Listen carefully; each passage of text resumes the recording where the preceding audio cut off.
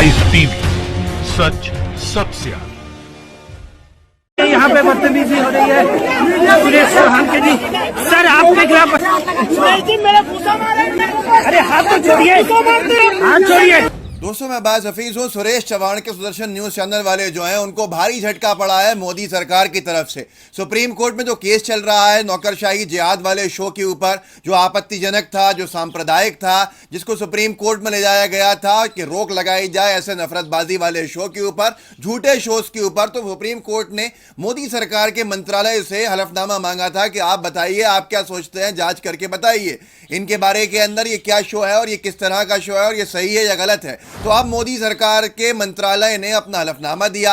हलफनामे में जो लिखा उससे अनभक्तों को मिर्चें लग गईं। सुरेश चौहान के जितने समर्थक थे वो मोदी सरकार को ही बुरा भला कहने लगे, क्योंकि मोदी सरकार के मंत्रालय ने सुरेश चौहान के सुदर्शन न्यूज के शो को बताया है सांप्रदायिकता फैला देने वाले कंटेंट है इसके अंदर। इन्होंने नियमों का उल्लंघन किया है, इन्होंने ये बहुत ही गलत तरीके से दिखाया है और एक कम्युनिटी को गलत तरीके से टारगेट किया गया है और इनको इस तरह से आगे नहीं करना चाहिए, ये गलत है। मैं आपको वायर की खबर पढ़ के सुनाता हूं, आपको समझ में आ जाएगा कि सुरेश चौहान के जिनके लिए कर रहे थे उन्होंने ही इनको एक तरह से चोट दे दी है। वायर ने खबर छापी, आईबी मंत्रालय ने यूपीएससी जिहाद शो को बताया अपमानजनक, बदलाव के साथ प्रसारण की मंजूरी भी दे दी। यह बड़ा दुखद है, लेकिन आगे पढ़ लेते हैं। सूचना एवं प्रसारण मंत्रालय ने कहा कि कार्यक्रम की कड़ियों में जो विषय वस्तु दिखाई जा रही थी वो अच्छी नहीं है, अपमानजनक है और सांप्रदायिक विचारों को प्रोत्साहित करते हैं। सुदर्शन टीवी के बिंदास बोल कार्यक्रम के एपिसोड के ट्रेलर में हैशटैग यूपीएससी जिहाद लिखकर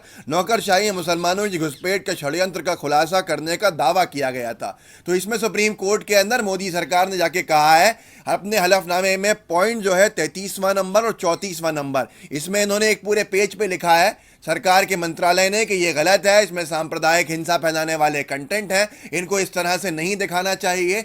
मतलब साफ है कि ये झूठे जो काम कर रहे हैं इससे लोगों के अंदर विभाजनकारी चीज़ें आ रही हैं, लोग एक दूसरे के दुश्मन बन रहे हैं और बिना तथ्यों की बातें कर रहे हैं। अगर इतनी ही बड़ी बात है तो साबित सुप्रीम कोर्ट में कर देते ये सारी की सारी चीज़ें। देखिए 34वें पॉइंट में लिखा है कि ये डिसेंसी के खिलाफ है, मतलब बदतमीजी से भरा हुआ है, और ये भी लिखा है कि ये रिलीजियस कम्युनिटीज़ को अटैक करता है, उन पे हमला कर रहे हैं ऐसे कंटेंट से, और इतना लिखा है कि ये डिफेमेटरी अपमानजनक है और जानबूझकर झूठे और इस तरह के आधे सच से लोगों को रूबरू कराया जा रहा है जिससे कि गलत चीज़ें पहुंचे। अब आप सोच सकते हैं कि कितनी तकलीफ होगी अनभक्तों को, कितनी परेशानी हो रही होगी कि वो मोदी सरकार का मंत्रालय प्रकाश जावड़ेकर जी का, जो पहले कह रहे थे कि साहब यूट्यूब पे लगाम लगाइए, सुदर्शन टीवी को तो हम देख लेंगे, अब वही खड़े हो गए इनके खिलाफ ये कहते हुए ये है भारत का संविधान, यह है बाबा साहब का लाया हुआ संविधान, यह है महात्मा गांधी जी के आदर्श और यह है आदर्शों वाला और गांधीवादी आदर्शों वाला भारत जिसके अंदर कानून का चलती है, ना कि किसी पॉलिटिकल पार्टी की। आखिरी में सत्यमेव जयते होता है। सुप्रीम कोर्ट के अंदर मोदी सरकार मजबूर हो गई ये कहने के लिए कि सुरेश चौहान के जिस तरह से शो दिखा रहे थे वो बदतमीजी से भरा था, वो अपमानजनक था, वो आधे सचों से सच के साथ था, जिसमें मतलब आधा झूठ आधा सच ऐसे करके एक झूठी सच्ची बातें करके सामने वाले को भ्रमित कर रहे थे और एक कम्युनिटी के ऊपर हमला कर रहे हैं। ये भी कहा गया है, इन्होंने जो सुप्रीम कोर्ट में कहा है मोदी सरकार के मंत्रालय ने कि साहब इनको वार्निंग दी है हमने कि ये आगे से ध्यान रखें, पर उससे ज़्यादा दुखद यह है कि ये भी कह दिया है सुप्रीम कोर्ट में इन्होंने जाकर मोदी सरकार के मंत्रालय ने कि साहब इनका ये शो है, ये दिखा सकते हैं, कुछ बदलाव इसमें कर लें, कुछ मॉडिफिकेशंस कर लें जिससे कि इसके जो सांप्रदायिकता है वो हट जाए, जो झूठ है वो हटा दें।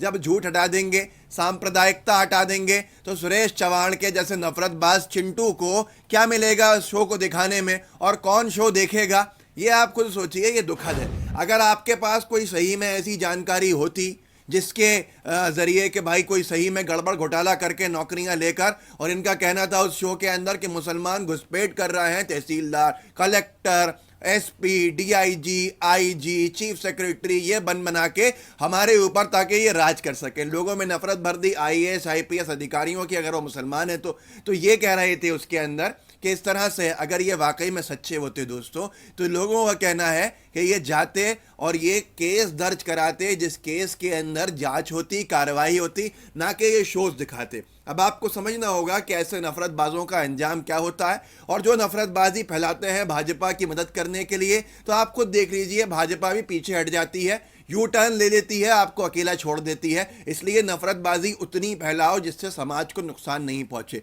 और ऐसी कोई नफरतबाजी नहीं है छोटी मात्रा में भी जो समाज को नुकसान नहीं पहुंचाए। आपको खुद सोचना होगा, समझना होगा कि कैसे लोग आपको डिक्टेट कर रहे हैं, कैसे लोग आपको गाइड कर रहे हैं, और वो लोग जिनके लिए गाइड कर रहे हैं, कानून की मजबूती यह है भारत की कि वो भी साथ में खड़े नहीं हो पा रहे।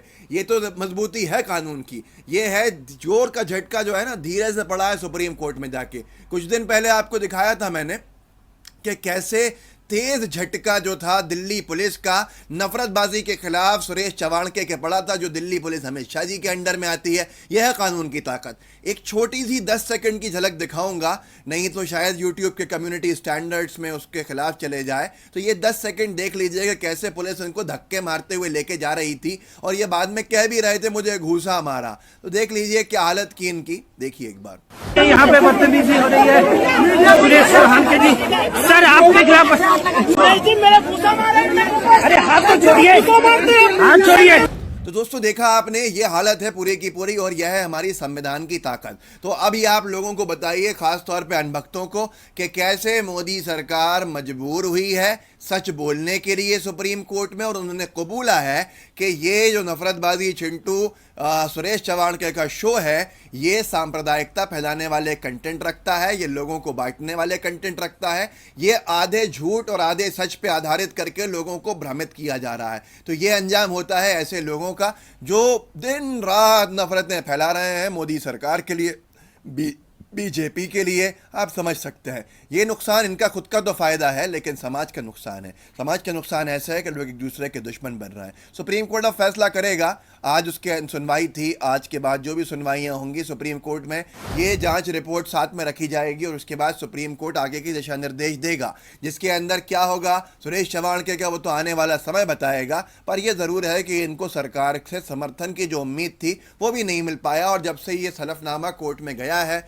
अखबारों में आया है, खबरों में आया है, तब से ही अनभक्तों की पूरी सेना जो है वो मोदी सरकार और बीजेपी के विरोध में बोलना शुरू कर चुकी है। जो जहर आप घोलते हो ना, वो जहर कभी ना कभी आपको नुकसान ज़रूर पहुंचाता है। अगर आप समाज के अंदर टॉक्सिक कंटेंट्स डाल रहे हो, तो वो टॉक्सिक कंटेंट्स मतलब जहरीले कंटेंट्स जो हैं वो आपको भी कहीं ना कहीं नुकसान पहुँचाएंगे। इसलिए थोड़ा सा जागरूक रहिए, थोड़ा सा समझदारी के साथ मतदान भी किया कीजिए, और किसी भी पॉलिटिकल पार्टी का समर्थन भी किया कीजिए।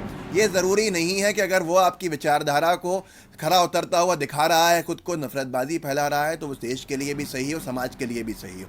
इसलिए इस वीडियो को आगे शेयर कीजिएगा, लोगों के साथ साझा कीजिएगा, ताकि लोगों को पता चले कि क्या नफरतबाजी चिंटू का हाल हुआ है, और ऐसा लोग करने से बचें। खास तौर पे अपने अनवक्त मित्रों के साथ ज़रूर साझा कीजिएगा, ताकि उनको असलियत पता चले कि एक हद तक ही ये सब चलता है। व्हाट्सएप पे शेयर कीजिए, फेसबुक पे अगर देख रहे हैं तो उसको शेयर कीजिए, पेज को लाइक कर लीजिए, और अगर आप यूट्यूब पे देख ही रहे हैं इसको, तो लाइव टीवी का अगर आपने सब्सक्रिप्शन बटन जो है, सब्सक्राइब अभी तक नहीं किया है, इसको बटन नहीं क्लिक किया है उसके ऊपर, तो अभी कर दीजिए, और कर दिया है तो बेल आइकन ज़रूर दबा दीजिएगा। बेल आइकन जो घंटी जैसी दिख रही है, अगर ये दबा देंगे तो आपको हर वीडियो का नोटिफिकेशन मिलता रहेगा। जय हिंद, जय भारत। लाइव टीवी, सच सबसे आगे।